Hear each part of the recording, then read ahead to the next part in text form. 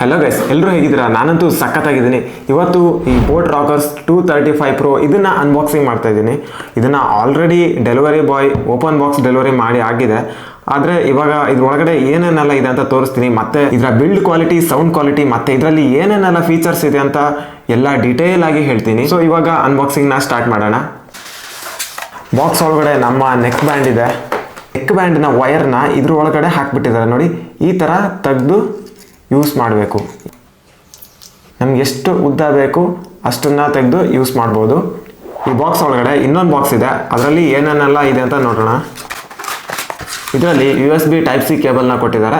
ಇದರಿಂದ ನಮ್ಮ ಇಯರ್ಫೋನ್ನ ಚಾರ್ಜ್ ಮಾಡ್ಕೊಳ್ಬೋದು. ಅದ್ರ ಜೊತೆಗೆ ಎಕ್ಸ್ಟ್ರಾ ಇಯರ್ಬಡ್ಸ್ನ ಕೊಟ್ಟಿದ್ದಾರೆ. 2 ಪೇರ್ಸ್ ಇದೆ. ಬೋಟಿನ ಯೂಸರ್ ಮ್ಯಾನ್ಯಲ್ಸ್ ಇದೆ. ಇದರಲ್ಲಿ ಬೋಟಿನ ಸ್ಟಿಕ್ಕರ್ ಕೊಟ್ಟಿದ್ದಾರೆ.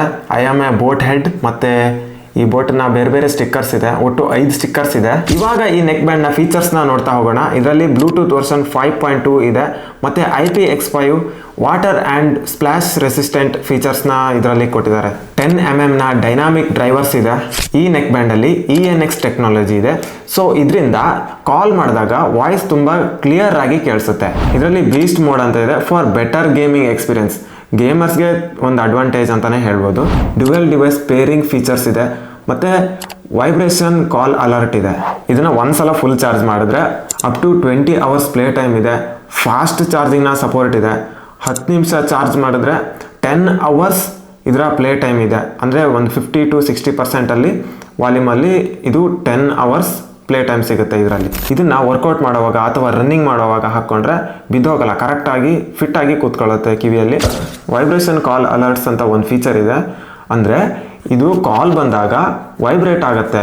ಇಲ್ಲಿ ಈ ಮಿಡಲ್ ಬಟನ್ ಇದೆಯಲ್ಲ, ಇದು ವೈಬ್ರೇಷನ್ ಆಗುತ್ತೆ. ಸೊ ನಿಮಗೆ ಕಾಲ್ ಬಂದಾಗ ಗೊತ್ತಾಗಬೇಕು ಅಂದರೆ, ವೈಬ್ರೇಟ್ ಆಗಬೇಕು ಅಂದರೆ ಇದು ಒಂದು ಬೆಸ್ಟ್ ಇಯರ್ಫೋನ್. ಇದರ ಹೆಡ್ಡಲ್ಲಿ ಮ್ಯಾಗ್ನೆಟ್ಸನ್ನು ಕೊಟ್ಟಿದ್ದಾರೆ.